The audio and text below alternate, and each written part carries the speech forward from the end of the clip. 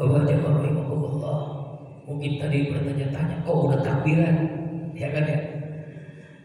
Inilah spesial keistimewaan bulan Dzulhijjah. Riwayat Ibnu Mas'ud, takbiran Idul Adha itu disunahkan sejak ba'da subuh tanggal 9 Dzulhijjah. Ya. Bahkan menurut Ibnu Umar dari tanggal 1 Dzulhijjah sudah sunah bertakbir. Ini hadis sahih Bukhari. Bagaimana sahabat Rasulullah Ibnu Umar ini keliling pasar dari tanggal 1 bertakbir kepada Allah. Allahu Akbar, Allahu Akbar, bertakbir dari pasar satu. Ayo semua orang-orang di pasar itu ikut bertakbir. Dan itu dilakukan sejak tanggal 1 bulan Dzulhijjah. Yang ini sunnah yang mungkin aneh ya bagi kita. Kenapa? Karena memang tidak diamalkan. Bayangkan kalau diamalkan baru paham. Ya, kalau di sana sudah biasa. Ya mungkin kita pelan-pelan takbir dari tanggal 9 habis subuh. Ya, nanti lama-lama dari tanggal 1. Sama dengan sunnah yang belum kita lakukan. Azikro sudah azan 2 kali subuh. Aneh kan ya? Ini sahih riwayatnya Pak. Azan 2 kali. Kalau kita kan azan 2 kali hari Jumat ya. Setiap hari azan 2 kali. Pertama azan jam 3:30. 1 jam sebelum sholat subuh. Untuk apa? Bangunin orang tahajud. Bangunin orang untuk sholat malam. Kalau subuh 3:30, 3:30 azan. Ya, azan kedua, azan sholat subuh. Mungkin yang pernah haji umroh dulu awal-awal kaget, kok azan udah azan jam gini, udah azan. Buru-buru kita ke Masjidil Haram, padahal bukan azan subuh, azan apa? Bangunin tahajud. Itu sunnah Rasulullah. Dulu awal-awalnya kaget orang-orang. Akhirnya setelah itu diedukasi dulu sama Al-Musatrifin. Dulu masih bukan zaman WA ya, masih zaman SMS, terus juga memakai kertas disebar ke masjid-masjid tetangga, ke masyarakat. Nanti ada azan 2 kali dari Azikro. Jangan kaget setiap malam. Tapi sekarang udah biasa, malah nanyain, kok tadi nggak azan? Mungkin mau azannya ketiduran ya. Azan 2 kali Pak, jadi jangan kaget. Tapi insya Allah nanti pelan-pelan kita akan coba itu nanti di kolom sana insya Allah. Sama dengan takbiran dari tanggal 1, bukan tanggal malam takbiran. Sampai kapan? Sampai tanggal 13 bulan Dzulhijjah. Inilah keistimewaan bulan Dzulhijjah di antara takbiran. Ya warahmatullah, karena itu kita akan membahas secara lengkap insya Allah tentang kurban, haji, dan amalan-amalan di bulan Dzulhijjah. Tadi Pak Zah itu membaca surah As-Saffat, ya, surah yang bagaimana sejarah kurban, ya, Allah perintahkan kepada Nabi Ibrahim alaihissalam. Kalau melihat sejarah histori tentang kurban itu panjang Pak. Sejak Nabi Adam alaihissalam. Nabi Adam ini punya anak namanya Qabil dan Habil. Lalu keduanya diperintahkan Allah untuk berkurban karena memperebutkan perempuan, ingin nikah dengan wanita yang dia sukai. Tapi untuk menguji keimanan, Allah perintahkan keduanya untuk berkurban. Yang satu berkurban dengan kambing, domba yang bagus. Yang satu berkurban dengan hasil pertanian yang buruk, yang jelek. Yang satu karena Allah, ini perintah Allah. Yang satu karena ingin perempuan, ingin menikah dengan wanita cantik. Karena waktu itu perempuan gak banyak, hanya beberapa orang. Ya, Nabi Adam dengan Hawa, anaknya Qabil dan Habil, dan 2 perempuan, jadi 4 orang anak. Jadi kawin silang. Mungkin yang nggak dia suka nih, dia pengen yang ini. Nah, untuk menguji itu diperintahkan untuk berkurban. Mungkin satu hitam, satu putih, yang satu nanti Afrika, yang satu India atau Eropa gitu kan. Nggak mau dia. Dipintakan kurban. Lalu Allah perintahkan, Allah terima yang bagus yang niatnya karena Allah. Itulah kurbannya siapa? Habil. Yang Allah tolak kurbannya Qabil. Kenapa? Karena dia memberikan yang jelek, yang buruk, dan juga bukan karena Allah. Makanya turun surah Al-Hajj ayat 37. Al-Hajj ini suratnya juga Al-Hajj. A'udzubillahi minasyaitonir rajim. La yanalu luhumha wala dimauha walakin yaqtabu minkum. Allah tidak terima darah ya, daging yang kamu keluarkan. Yang Allah terima adalah hati dan amal ketakwaan. Ketakwaan. Nah, ini sejarah kurban panjang. Ya, kemudian karena nggak diterima kurbannya, dia ngambek, dia marah, dia bunuh. Ya, keluarga sendiri, saudara kandungnya sendiri. Itulah pembunuhan pertama. Kemudian di sejarah Nabi Ibrahim. Nabi Ibrahim ini diuji oleh Allah dengan ujian yang sangat-sangat berat. Nabi Ibrahim itu diangkat oleh Allah sebagai Khalilullah, kekasih Allah. Kenapa diangkat menjadi kekasih Allah? Karena mengalami goncangan ujian yang sangat-sangat berat. Jadi di antara Bapak Ibu yang mengalami ujian yang sekarang berat, tidak sebanding dengan ujian Nabi Ibrahim. Pertama ujiannya yaitu dari keluarganya sendiri, ayah kandungnya sendiri. Beliau berdakwah agar menyembah Allah, ayah kandungnya sendiri membuat patung berhala yang disembah oleh Raja Namrus dan rakyatnya. Ya kan? Ujiannya berat, bayangkan. Itu dialognya dalam Al-Quran itu sangat bagaimana Nabi Ibrahim menginginkan ya berdakwah, tapi ayah kandungnya sendiri membuat patung. Berat kan ujian dari ayah sendiri. Lulus dari ujian itu. Ujian yang kedua, Nabi Ibrahim dibakar hidup-hidup karena menghancurkan patung-patung. Ya, menghancurkan patung-patung. Lalu Allah Subhanahu wa taala ya, setelah Nabi Ibrahim tawakal kepada Allah. Ya, dibakar hidup-hidup oleh Namrus, api besar, dia bertawakal dengan membaca doa, hasbunallah wa ni'mal wakil, ni'mal maula wa ni'man nasir, la haula wa la quwwata illa billahil aliyil azim. Allah ngomong, berfirman kepada api, ya narukuni bardan wassalaman ala Ibrahim. Hai api, dingin sejuk, selamatkan Nabi Ibrahim. Nabi Ibrahim selamat dengan api yang membakar tubuhnya. Tuh, makanya saat itu Pak, nggak ada, semua api di dunia dingin semua. Jadi kalau mak lagi masak saat itu nggak bisa matang, dingin semua. Makanya kalau ada api panas, baca ayat ini Pak, ya narukuni baradaw wassalaman ala Ibrahim. Pegang, ya insya Allah gosok. Ujian yang berikutnya, Nabi Ibrahim nikah lama dengan Sarah, puluhan tahun nggak punya anak. Sarah ini Pak, wanita ningrat, darah biru, sangat cantik, kecantikannya luar biasa, sampai Raja Namrus demen sama dia, saking cantiknya itu. Dia ingin memilikinya, tapi Sarah itu wanita soleha, nggak mau. Ya, berpuluh tahun gak punya anak, akhirnya Sarah memerintahkan kepada Ibrahim untuk menikah lagi. Ya, nggak mau, berkali-kali nggak mau. Saking cintanya juga Nabi Ibrahim pada Sarah. Tapi karena desakan Sarah ini luar biasa, lalu dia membawa calon istrinya Nabi Ibrahim. Calon istrinya itu adalah pembantunya sendiri, budaknya, namanya Hajar, Siti Hajar. Dipaksa, akhirnya dipaksa mau juga, hamil, melahirkan. Oh, senang banget Nabi Ibrahim. Nabi Ibrahim itu cintanya berubah kepada Sarah. Kenapa? Karena Sarah hamil, ya kan? Hajar, ya, cintanya kepada Hajar itu lebih dibandingkan kepada Sarah, karena hamil, karena punya anak. Nah, Allah takdirkan Sarah pun hamil.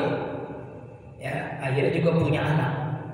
Kan rasa cemburu wanita itu kan luar biasa. Berdoa kepada Allah dalam sebuah riwayat. Lalu Allah perintahkan Nabi Ibrahim nggak boleh dua-duanya satu rumah untuk meninggalkan Palestina ke Mekah Al-Mukarramah. Mekah waktu itu nggak ada manusia, nggak ada binatang, tumbuhan juga nggak ada, gersang luar biasa. Ditinggallah, bang, memang ini saya di sini ditinggal berduaan. Memang karena abang gak cinta lagi? Bukan, karena Allah yang memerintahkan. Oh, Allah yang perintahkan? Iya. Kalau Allah sudah perintahkan, samina wa ta'ana. Nabi Ibrahim pun sedih, tapi harus meninggalkan Siti Hajar berdua dengan Ismail bayi. Siti Sarah punya anak namanya Ishak. 1 tahun setelah Nabi Ismail lahir dari Siti Hajar. Berduaan, nggak ada apa-apa. Berduaan, lama-lama persediaan habis, ya kan? Air susu Siti Hajar pun ngeri. Akhirnya Siti Hajar berkali-kali bolak-balik dari Bukit Sofa ke Marwah, kadang lari, kadang jalan. Robik fir warham wa taqarrab, gitu kan? Yang dibaca oleh jamaah haji dan umrah dari Bukit Sofa dan Marwah. Inna Sofa wal Marwata min sya'airillah. Paman hajar baita wala tabaraka wala tuswala jinna. Itu kan, itu ayatnya kan tentang Sofa dan Marwah. Itu sa'i 7 kali bolak-balik Sofa Marwah, Sofa Marwah. Ke-7 kalinya kaki Ismail bayi keluar air. Apa kata Siti Hajar? Makin banyak itu air, kelelep lah. Anak istri saya mau kelelep tuh. Apa Siti Hajar? Zam-zami kumpul, dibuat semacam batu-batu lah, kira-kira begitu. Allah Akbar. Para musafir dari mana melihat ada air? Oh, melihat air. Dulunya cuma 2 orang. Akhirnya air itu kayak emas, Pak, kayak berlian. Kalau sekarang kayak minyak. Semua orang datang, musafir datang. Yang punya air 2 orang, berarti yang paling kaya siapa? Ismail dan Siti Hajar, paling kaya. Karena semua orang tuh, ibu gak usah mikirin apa-apa, makan dari saya. Ibu gak bisa mikirin rumah-rumah dari kami. Ibu gak usah mikirin apa-apa. Akhirnya jadi kota yang besar, Mekah Al-Mukarramah. Lama-lama Ibrahim kangen dengan anaknya, ya kan? Pasti dong, kangen banget dengan Ismail dan Siti Hajar. Kira-kira umur, ada yang mengatakan 8 tahun, ada yang mengatakan 13 tahun. Datang ke Mekah, kaget Nabi Ibrahim. Kok beda? Dulu nggak ada manusia, cuma 2 orang. Dulu gersang, sekarang jadi kota. Wah, banyak manusia. Dia nanya, mana Hajar Ismail? Oh, orang yang punya air kan yang paling kaya istilahnya. Dulunya nggak punya apa-apa, sekarang punya apa-apa. Kenapa, Pak? Karena doa, karena taat kepada Allah. Karena ini perintah Allah, dia ikuti perintah Allah. Taat kepada suami, taat kepada Allah, dan dia berusaha. Saat itu berusaha mencari, akhirnya Allah berikan. Dan itu air tidak akan kering sampai kiamat. Sampai kiamat akan kering, Pak. Makanya air mujizat. Makanya kalau orang pulang dari haji umroh, mintalah air Zam-Zam. Rahasia, Pak, bapak-bapak aja yang tahu. Tapi nggak apa-apa, rasanya dibongkar.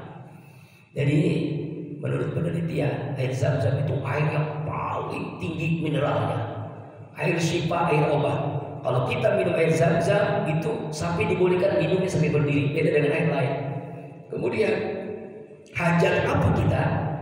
Hajat apa? Sehat, apalah ilmu, apa kuatkan iman, apa minta apa aja, Allah kabulkan dengan doa yang kita hajatkan ketika membaca apa air Zam-Zam itu, baca air Zam-Zam, apa minum air Zam-Zam. Kemudian singkat cerita, ketemulah Ismail. Oh, senang banget kan? Ketemulah Ibrahim dengan Siti Hajar dan Ismail. Umur ada 8 tahun, ada 13 tahun. Senang-senangnya malam bermimpi. Nah, mari kita lihat ayatnya tadi dibaca kan dalam ayat surah As-Saffat. Surah As-Saffat ya, di ayat yang dari ayat 100 sampai ayat 111. A'udzubillahi minasyaitonir rajim. Rabbi habli minas shalihin. Ya Allah, anugerahkan, berikan kepada saya seorang anak yang saleh. Wabasarnahu bigulamin halim, lalu kami berikan kabar gembira seorang anak yang sabar. Makanya doa Nabi Ibrahim apa? Robbi habli minas soleh. Doanya ringkas tapi luar biasa. Karuniakan kepada saya anak yang soleh, bukan anak yang pintar, anak yang soleh. Banyak anak pintar nggak soleh. Anak yang soleh walaupun bego tapi bermanfaat dibandingkan pintar nggak soleh, ya kan ya? Bego nih anak nih, tapi dia soleh bermanfaat, ngurusin orang tua. Tapi kalau pintar nggak soleh, ya nggak mau ngurusin orang tua. Nah kembali lagi anak yang soleh. Makanya doanya mustajab. Dua anaknya Nabi Ismail, Nabi Ishak. Cucunya Nabi dari Nabi Ishak siapa? Nabi Yakub. Dari Nabi Yakub, Nabi Yusuf. Dari Nabi Yusuf, Nabi Daud, Nabi Sulaiman, terus Ilyas, Zakaria, Yahya, terus sampai Musa, Isa. Nah itu semuanya keturunan Nabi semua. Doa dari Nabi Ibrahim. Dari Nabi Ibrahim, anak, cucu, cici Nabi semua. Tuh, jadi dahsyat doa. Ya, dari Nabi Ismail terus ke bawah Nabi kita Muhammad Sallallahu Alaihi Wasallam. Tapi nggak ada Nabi, Pak. Nabi cuma satu aja, Ismail langsung ke Rasulullah. Itu bedanya. Itulah yang membuat orang Yahudi tidak percaya Nabi Muhammad itu Nabi. Orang Nasrani juga bilang. Kenapa? Karena keturunan Nabi semua. Masa dia langsung ke Ismail, ke Ibrahim? Nah bedanya itu. Nanti kita khusus itu bahasannya. Kemudian setelah beberapa hari ya ketemu, tiba-tiba mimpi. Falamma balagha ma'a sa'ya qala ya bunayya inni ara fil manam an asbahu. Ketika usia Nabi Ismail, dalam tafsir ada yang mengatakan 7 tahun, ada yang mengatakan 13 tahun. Maksudnya anak yang udah bisa membedakan baik dan buruk, halal dan haram. Ya kan? Semalam ayahmu bermimpi untuk menyembelihmu. Apa kata Nabi Ismail? Ya kan? Ya. Panjur baca, bagaimana pendapatmu? Tetap Nabi Ibrahim ini nanya, walaupun ini perintah Allah, tetap dia tidak langsung ambil golok, langsung disembelih, enggak. Nanya dulu, bagaimana pendapatmu? Semalam ayahmu bermimpi itu menyembelihmu. Bagaimana? Pikirkanlah dulu, ini Allah perintahkan. Apa jawaban Ismail di luar dugaan? Qala ya abati fa'al ma tu'mar satajiduni insyaallah minas sholihin. Hai ayahku, lakukanlah yang diperintahkan Allah kepadamu. Insyaallah kamu termasuk orang-orang yang sabar. Itu perintah Allah. Itulah perintah yang luar biasa. Dan itu perintah ujian yang sangat berat. 86 tahun gak punya anak, suruh sembelih. Kan ujian berat kan? Ujian itu Masya Allah. Makanya Nabi Ibrahim itu selalu kita baca dalam apa? Dalam sholat tahiyat akhir, Allahumma sholli ala sayyidina Muhammad wa ala ali sayyidina Muhammad kama sholaita ala sayyidina Ibrahim wa ala ali sayyidina. Jadi bukan hanya Ibrahim tapi keluarga Ibrahim. Siapa? Ismail, Hajar disebut. Orang haji, orang umroh pasti melakukan sa'i karena rukun dari haji, dan itu dilakukan oleh Hajar. Falamma aslama terlena, ketika keduanya menyerahkan dirinya taat kepada Allah, Islam berserah diri kepada Allah, lalu dibaringkanlah anaknya. Wa talil jabi, Allahu akbar. Nah, wa nadainahu ya Ibrahim. Itu Pak, aneh bin ajaib. Ketika dalam riwayat golok pedangnya Ibrahim menyentuh lehernya Ismail, itu seperti golok ketemu baja yang sangat keras berkali-kali. Bismillah, Allahu Akbar, nggak mempan. Disuruh sama Ismail, ya asah dulu kali kurang tajam. Nah ini udah tajam, udah kira saya asah lagi dah. Bismillah, Allahu Akbar. Ya kok nggak mempan? Tolong ya asah lagi yang tajam 3 kali begitu, nggak mempan. Bayangkan Pak, itu ujian yang berat. Baru setelah itu yang ketiga, wa nadainahu ya Ibrahim. Allah memanggil, hai Ibrahim. Wahai Ibrahim, qad sadaqta ru'ya, sungguh engkau telah membenarkan mimpi itu. Inna kadzalika nazil muslimin, sungguhnya kami memberikan balasan kepada orang-orang yang selalu berbuat baik, muhsinin. Masya Allah. Lalu akhirnya apa yang terjadi di ayat 106? Inna hadzal wal balagul mubin, sesungguhnya inilah ujian yang paling berat nyata kepada Nabi Ibrahim, kepada Ismail.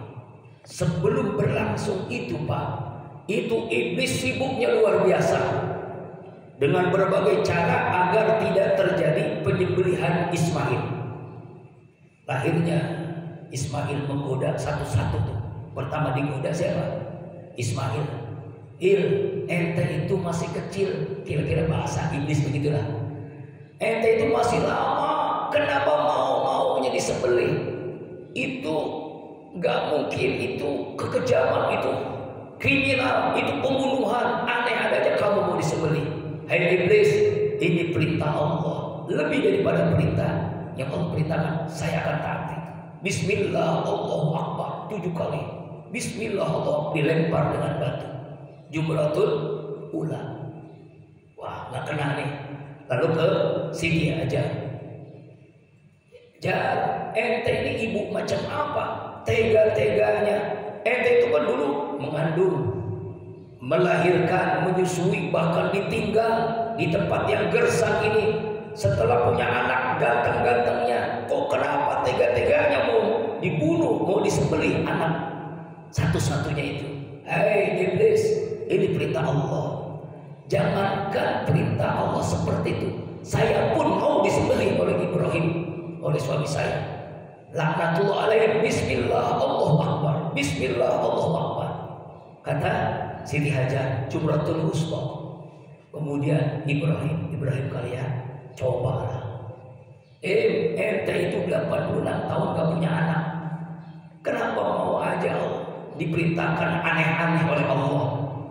Mau menyembelih anak kandungmu sendiri, padahal 86 tahun kamu mau menyembelih. Emang dulunya Pak, dalam riwayat, dulu waktu Ibrahim itu kaya banget, saking kayanya kalau dia berkurban 1000 ekor kambing, 100 sapi, ya, kemudian 300 sapi, 100 ekor unta, itu setiap tahun untuk kurban. Orang-orang kagum, malah kagum dia ngomong, ente hebat banget, ya kurban setiap tahun 1000 ekor kambing, 300 sapi, 100 ekor unta. Hai, ini perintah Allah. Jangankan ini, kalau saya punya anak, nah gitu, saya akan menyembelih. Itu omongan itu ditagih sama Allah. Kira-kira begitu. Itu dalam cerita istrian. Wallahu a'lam sahih atau tidak. Makanya kan sebenarnya. Iblis laknatullah, ini perintah Allah. Jangankan ini, lebih daripada itu Allah perintahkan. Saya akan taati. Sami'na wa ta'ala. Laknatullah, bismillah, Allahu Akbar. Jumratul Ula, Wusta dan Aqabah. Itu adalah yang dilakukan oleh jamaah haji yang sekarang nih, ya kan ya? Karena hukumnya kemarin banyak pertanyaan itu, Ustaz, sebenarnya puasa Arafah itu hari Jumat apa hari Sabtu?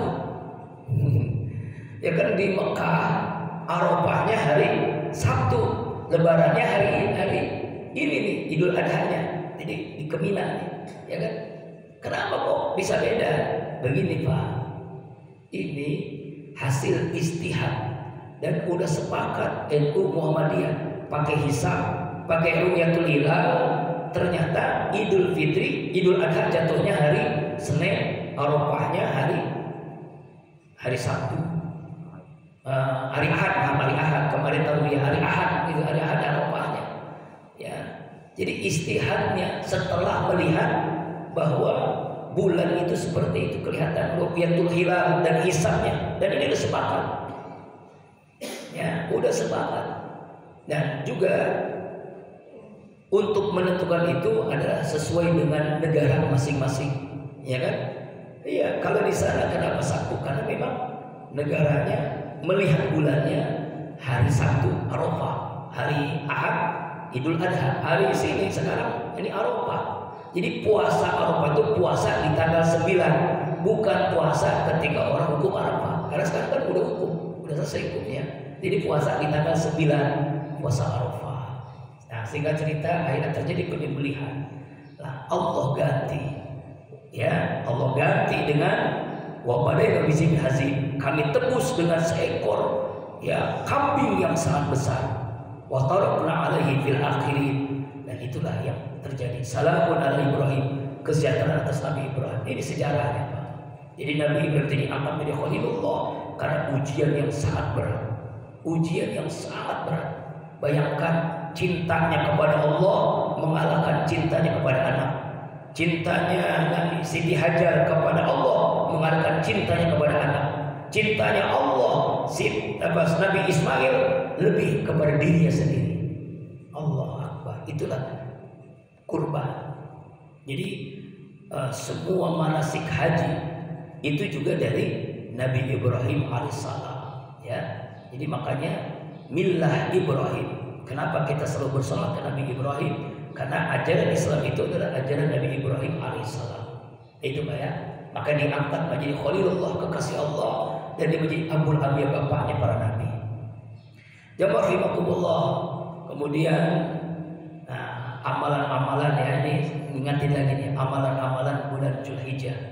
Pertama, amalan bulan Dzulhijjah itu puasa. Puasa dilakukan dari tanggal 1 sampai tanggal 9. Puncaknya hari ini. Ya.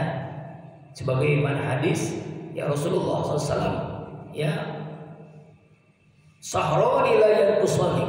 2 bulan yang tidak memiliki kekurangan. Syahrul Ramadan, Syahrul Dzulhijjah. Bulan Ramadan, bulan Dzulhijjah. Jadi kalau kita puasa di bulan Dzulhijjah, pahalanya sama dengan puasa di bulan Ramadan. Nah, kalau tanggal 8 kemarin itu hari Tarwiyah, maka yukaffiru sanatan madiyatan. Tanggal 8 Allah hapuskan dosa selama 1 tahun. Nah, hari ini kalau kita puasa nih, semuanya puasa kan Pak ya? Man shoma yauma Arafah yukaffiru sanatan madiyatan. Siapa orang yang puasa di hari Arafah, Allah akan menghapusnya dosa selama 2 tahun yang lalu dan yang akan datang. Apa maksud dosa yang lalu? Kita tahu semua dosa kita diampuni, dosa-dosa kecil. Kalau dosa besar harus taubat. Yang dimaksud dosa yang akan datang, maksudnya Allah cabut keinginan berbuat dosa. Itu saking istimewa Yaumul Arafah, Yaumul Akbar, hari besar. Yaumul Maghfirah, hari ampunan dosa. Makanya kalau hari ini kita minta ampun, Allah pasti ampuni dosa kita. Yaumul Rahmah, hari turun rahmat. Hari di mana dikabulkan semua doa, hari semua hajat kita.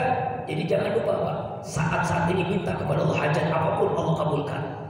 Ya, itulah hari puncaknya ibadah haji, wukuf Arafah, wukuf diam, wukuf merenung, wukuf muhasabah. Arafah, ma'rifatullah, semakin kenal dengan Allah. Kemudian yang berikutnya, amalan yang kedua, yaitu kita takbiran. Jadi sudah jelaskan dari tanggal 1 sampai 13. Udah sunnah ya. Jadi jangan kaget kalau ada orang takbiran dari tanggal 1 walaupun enggak umum, itu sunnah Rasulullah yang sudah ditinggalkan oleh umat Islam. Tapi sekarang di Arab aja sudah mulai itu. Jadi ada viral itu mobil naruh mic atau speaker yang besar, dia keliling itu ke pasar-pasar, ke Jeddah, ke mana-mana, kalian takbiran. Karena kalau dia takbir sendiri kan suaranya nggak bagus mungkin ya. Itu orang Arab tuh keliling dia dari tanggal 1, 2, 3, 4 sampai tanggal 13. Masya Allah, sunnah takbiran. Minimal selesai sholat kita takbiran. Entar nih habis johor takbiran nggak apa-apa, sunnah. Habis asar takbiran, habis maghrib apalagi udah biasa kan. Habis isya terus sampai tanggal 13 sebelum maghrib takbiran. Amalan yang kedua takbiran. Amalan yang ketiga, seluruh ibadah yang dilakukan terutama tanggal 1 sampai tanggal 10 pahalanya berlipat-lipat ganda sama dengan bulan Ramadan. Kita baca Quran, kita zikir, istighfar, sholawat, apalagi sedekah, pahalanya berlipat-lipat ganda 70 kali lipat. Apalagi untuk ilmu nih. Enggak, bukan bulan Dzulhijjah aja Pak, 1 jam khairun min alfi rakaatin, lebih baik daripada sholat 1000 rakaat. 1 jam kita ngaji lebih baik dari 1000 rakaat. Apalagi, masya Allah. Pernah Pak sholat 1000 rakaat? Jangankan 1000 rakaat, 23 kita nyari-nyari imamnya siapa. Kalau imamnya lama, waduh, pindah tempat. Allah. Kemudian apalagi amalan bulan Zulhijjah, yaitu kita sholat hari raya Idul Adha. Sholat Id besok ya. Sebelum sholat, amalan-amalan sunnah jangan dilupakan. Pertama, mandi dengan niat. Kalau mandi tanpa niat enggak dapat pahala, hanya mubah saja. Nawaitu ghusla fi yaumi Idul Adha sunnatan lillahi ta'ala. Saya niat mandi untuk melaksanakan sholat hari raya Idul Adha sunnah karena Allah Ta'ala. Sunnah. Kalau nggak niat nggak dapat pahala. Pakai bahasa Indonesia boleh, yang penting niat itu di dalam hati. Yang kedua, pakai baju baru. Kita kan identik baju baru Idul Fitri. Padahal Pak, Idul Adha itu adalah hari raya terbesar. Idul Fitri kedua setelah Idul Adha. Itu Pak. Cuma kita kan kadang belum paham. Jadi sekarang beli baju baru nih Pak. Sudah punya belum? Iya. Sunnah. Oh sunnah, ini sunnah kan? Bukan karena mewah, tapi karena sunnah. Baju baru. Nah, apalagi wangi-wangian, bapak-bapak ya, minyak wangi dan sebagainya. Dan sunnah, bukan puasa Pak. Tidak makan dan tidak minum selesai nanti kurban. Bukan selesai sholat. Kalau kita kan habis sholat. Kalau pengen ambil sunnahnya sempurna, makan minumnya itu setelah selesai nyembelih hewan kurban. Ya Ustaz, kelanti. Ya Allah, ya nggak apa-apa dah. Kalau nggak sampai kurban, minimal habis sholat lah. Jangan makan minum dulu.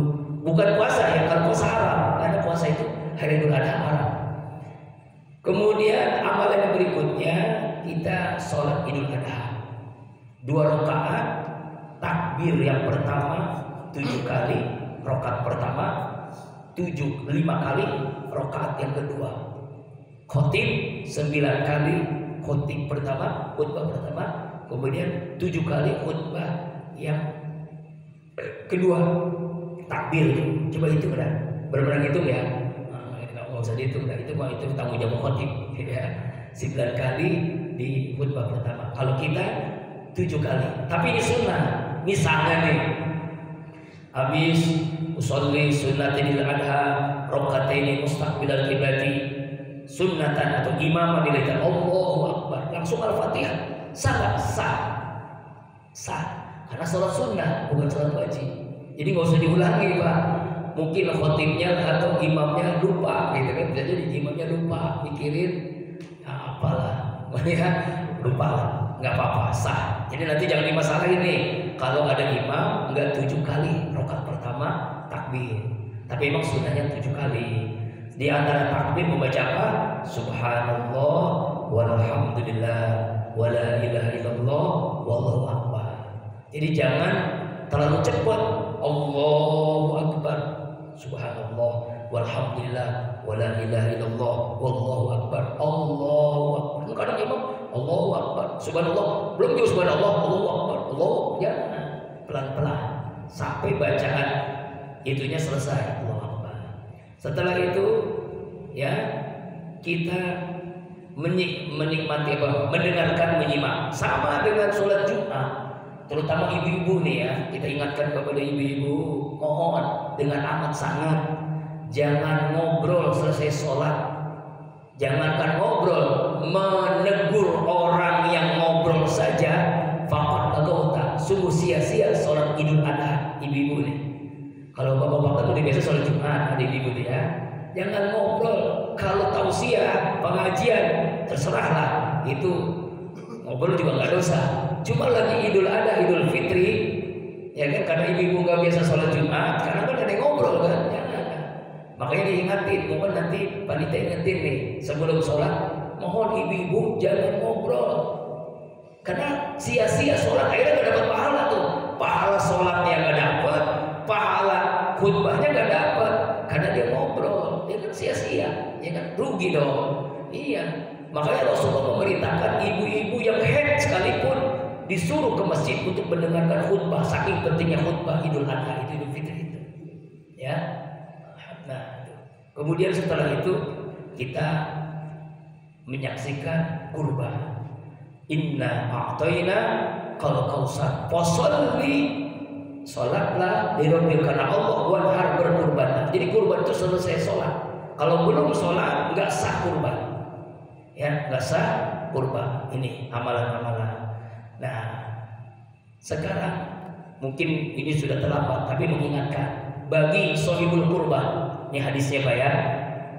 Kadang-kadang karena mungkin saya juga lupa mengingatkan, untuk sohibul kurban, artinya orang yang berkurban, jangan potong kuku dan rambut dulu sebelum selesai kurbannya. Bagi yang berkurban, nih makanya kumis banyak banget ini. Jangan dulu, kuku jangan dipotong dulu. Dari kapan? Dari tanggal 1 sampai tanggal 10. Potong kuku, potong rambut, potong kumis, potong bulu-bulu, jangan. Itu larangan. Apa hikmahnya? Hadis Rasulullah SAW. Jadi bukan sembarangan, Pak. Jadi itu memang perintah Rasulullah. Jadi larangan memotong kuku, larangan memotong rambut, bulu-bulu yang ada di tubuh kita bagi yang berkurban. Tapi kalau yang nggak berkurban enggak, yang berkurban enggak ya. Nah ini hadisnya, Masya Allah lupa ya. Nah ini hikmahnya ya. Kalau Rasulullah SAW, idza ra'aitum hilala Dzulhijjah wa arada ahadukum ayyudahi falyumsik an sa'ri wa asfari. Jika kalian melihat 1 Dzulhijjah, salah seorang ingin berkurban, janganlah ia memotong rambut dan kukunya. Bagi yang berkurban. Tapi kalau yang enggak berkurban enggak. Ya Ustaz udah terlambat, saya udah potong kuku, ya udah enggak apa-apa. Tahun depan. Tahun depan ya. Tahun depan. Iya. Duitnya udah dapat sekarang. Allahu Akbar. Syarat-syarat kurban. Pertama syarat keyakinan. Baik yang berkurban atau yang menyembelih harus muslim. Yang kedua syarat niat. Harus lurus karena Allah. Tidak boleh karena politik. Kalau niatnya karena politik, itu Allah nggak terima. Misalnya pengen jadi wali kota, nah, karena bisnis. Yang ketiga syarat binatang. Binatangnya cuma 3, onta, sapi, kambing dan sejenisnya. Kebo boleh nggak? Boleh, karena sejenis sapi. Domba boleh, apalagi domba sejenis kambing. Ayam, soang tidak sah. Ya. Kemudian harus sehat, tidak boleh sakit, buta, pincang dan sebagainya, nggak boleh. Syarat berikutnya tempatnya di tempat yang tidak mengotori masjid, lebih utama di dekat sholat jamaah menyaksikan. Syarat waktunya mulai selesai sholat id sampai tanggal 13 bulan Dzulhijjah sebelum maghrib, hari Senin, Selasa, Rabu, Kamis. Kamis sebelum maghrib itu waktu terakhir sebelum maghrib. Kalau udah maghrib itu udah sah. Ya kan, udah bukan waktu kurban. Jadi kalau enggak punya duit tanggal 10 belum beli kambing, boleh tanggal 13. Ini kabar gembira. Kenapa? Biasanya harga kambing murah. Coba ada yang harganya 3 juta bisa 2 juta. Kenapa? Ya udah tanggal 13 sampai ngurus. Tapi sah. Alatnya yang tajam. Ya, pembagiannya 1/3 untuk yang berkurban, 1/3 untuk fakir miskin, 1/3 untuk seluruh warga kampung Pondok, baik yang muslim, yang kafir, yang kaya, yang miskin, gitu ya, itu. Ya, kemudian hikmahnya, singkat-singkat. Hikmahnya pertama, likulli sa'ratin hasanah. Setiap bulu itu kebaikan pahala.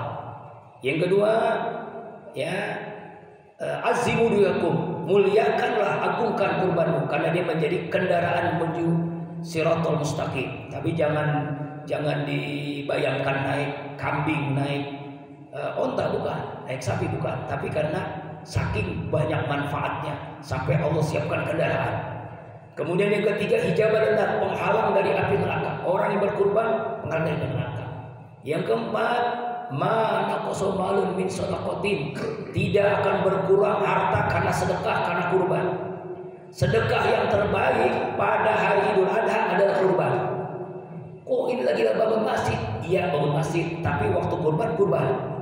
Ini lagi bangun madrasah, Bapak, iya tetap kurban yang terbaik. Sedekah terbaik adalah kurban. Di tanggal 10 sampai 13 kurban. Sedekah paling utama sedekah. Dan rezeki orang berkurban itu tidak akan berkurang. Ingat Pak ya, kita ini sedang bertransaksi kepada Allah. Saya tanya nih yang suka jualan, kalau jualan itu untung 700%, kira-kira dikit nggak? 700% kalau untung, kalau jualan nih. Misalnya Bapak jualan nasi uduk modal 1000, lalu untungnya 1000 dikali 700 berapa jadinya? 700.000, kira-kira gede nggak? Itulah bisnis kepada Allah. Kambing harganya 3 juta, Allah kasih berapa? 3 juta dikali 700 berapa? Ya, Masya Allah, udah gede banget dah. Tuh, orang pasti kalau melihat, ya ntar duit saya habis dah. Seluruh perintah Allah yang bentuknya harta pasti Allah ganti 700. Al-Baqarah 261. Ini Allah yang katakan ya. Wallahu yudhaifu, bahkan lebih dari itu. Baik namanya sedekah, infak, wakaf, kurban, haji, umroh. Uang untuk haji, untuk umroh, nggak ada miskin gara-gara orang haji, nggak ada jatuh kerek gara-gara orang kurban. Justru harta berlimpah.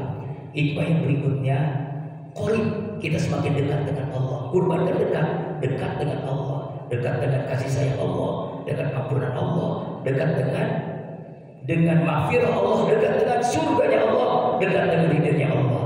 Terakhir, dengan berkurban Allah sembelih sifat binatang ke dalam diri kita.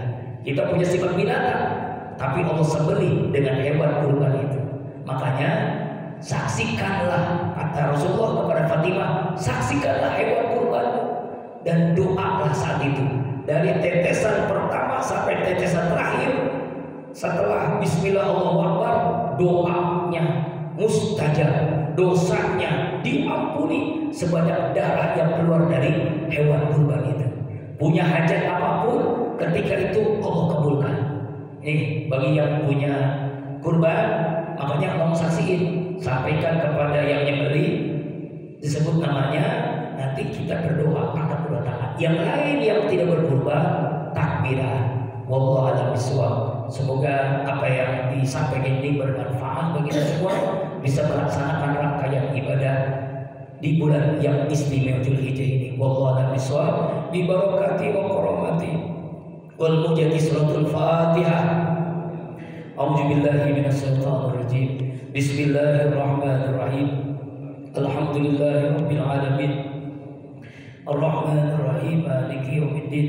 Iyyaka na'budu wa iyyaka nasta'in. Ihdinas siratal mustaqim, siratal ladzina an'amta 'alaihim ghairil maghdubi 'alaihim waladdallin.